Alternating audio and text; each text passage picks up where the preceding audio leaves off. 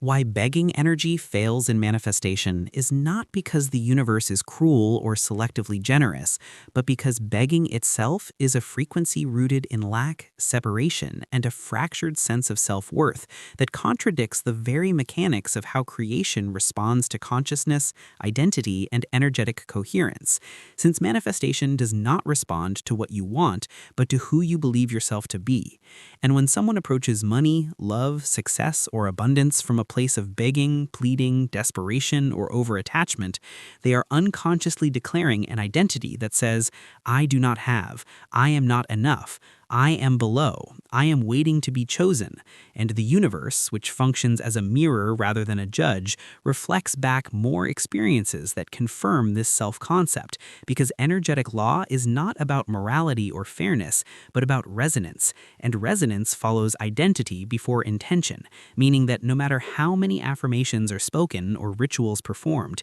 if the internal identity is still operating from scarcity, unworthiness, or dependency, the manifested reality will continue to echo those internal states in physical form, which is why people who beg energetically often experience temporary relief at best and long-term stagnation or rejection at worst, as begging collapses personal power and places the individual in a receiver position that is paradoxically blocked, because true receiving does not come from chasing or pleading, but from alignment, neutrality, and embodied expectation. And this is where wealth identity becomes critical, because wealth is not merely an amount of money, but a state of self-relationship in which a person unconsciously expects support, flow, opportunity, and sufficiency as normal, not exceptional. And those who possess a wealth identity do not ask from fear or urgency, but from grounded clarity. They do not convince or chase, they allow, they choose, they decide. And this difference is subtle externally but massive energetically,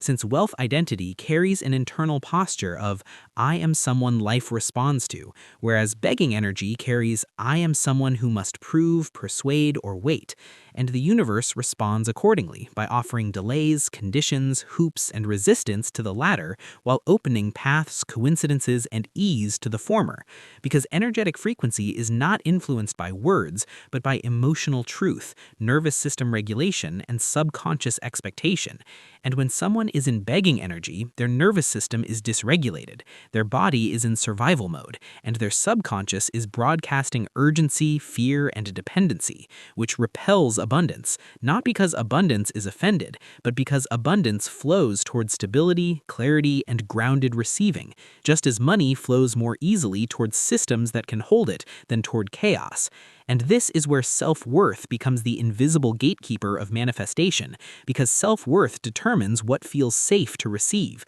what feels believable, and what feels sustainable. And when someone does not feel worthy, even if abundance arrives, it often leaves quickly through sabotage, guilt, overspending, or loss, which is why begging energy sometimes seems to work briefly before collapsing, since the nervous system cannot hold what the identity does not believe it deserves. And receiving mode is not about asking louder or visualizing harder, but about shifting from contraction to allowance, from tension to expectation, from grasping to neutrality, because true receiving is passive yet powerful, calm yet decisive, unattached yet certain. And this state cannot coexist with begging, since begging is inherently attached to outcome, approval, and external validation, while receiving mode is rooted in inner sufficiency, emotional self-trust, and the assumption that life is cooperative rather than withholding. And this assumption is what changes everything, because manifestation accelerates when desire is paired with certainty rather than desperation.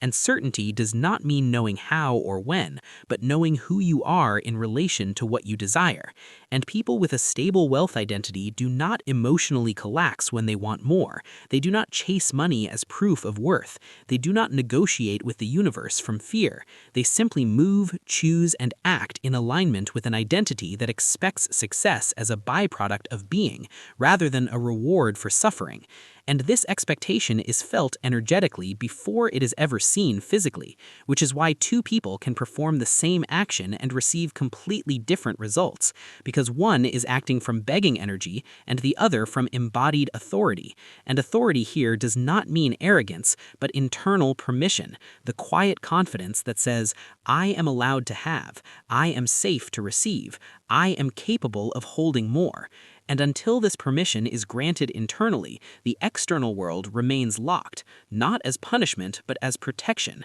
since abundance amplifies who you already are, and giving abundance to someone who does not feel worthy often intensifies anxiety, guilt, and self-destruction, which the subconscious avoids by blocking flow altogether. And this is why receiving mode requires nervous system safety, emotional maturity, and identity congruence, because the body must feel safe having what the mind desires. And begging energy is a signal of unsafety, a declaration that if I do not get this, I am not okay, which places the desire above the self and collapses sovereignty, whereas aligned manifestation says, I am okay now, and this desire is a natural extension of who I am becoming. And this subtle shift dissolves resistance instantly, because the universe does not need to be convinced when you are already convinced internally. And this is the core reason why begging fails while embodiment succeeds, why chasing repels while expecting attracts,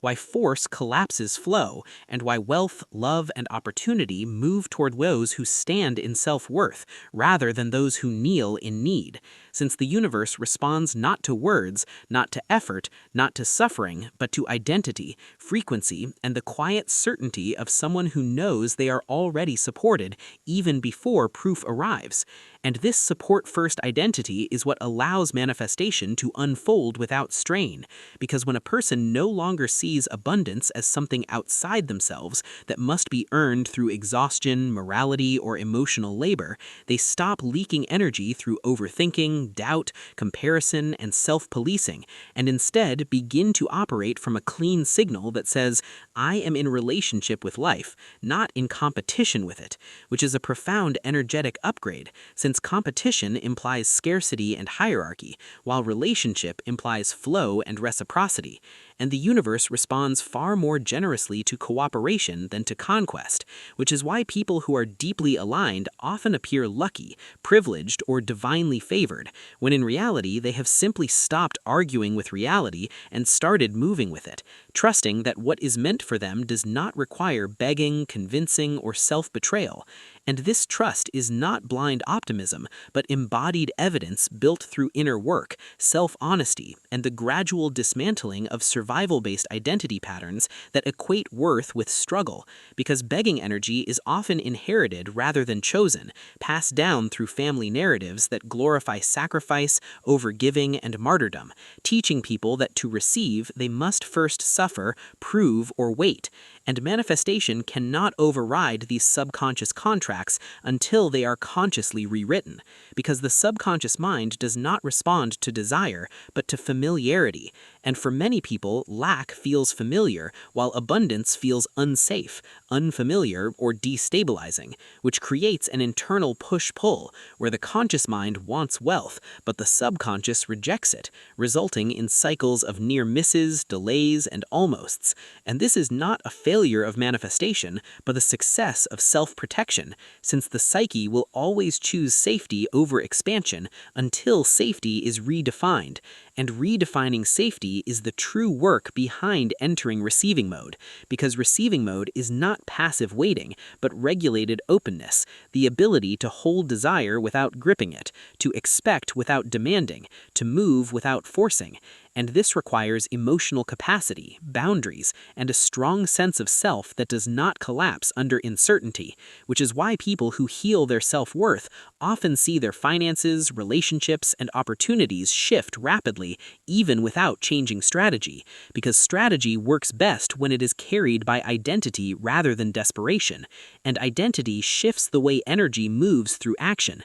making the same effort yield exponentially different results. And this is why begging energy is so exhausting, because it asks the body to fight reality rather than partner with it, to prove rather than allow, to survive rather than expand. And survival energy cannot create overflow. It can only recycle scarcity in different forms, whereas wealth frequency is expansive, patient, and self-trusting. It assumes continuity rather than crisis, and this assumption quietly reorganizes choices, habits, posture, speech, and even timing, aligning the individual with opportunities they previously could not perceive, because fear narrows perception, while safety expands it. And when perception expands, manifestation accelerates, not through magic, but through access, because you cannot receive what you cannot see. And begging energy blinds people by keeping their attention locked on what they lack, rather than what is emerging, which is why gratitude is often misunderstood as a moral exercise,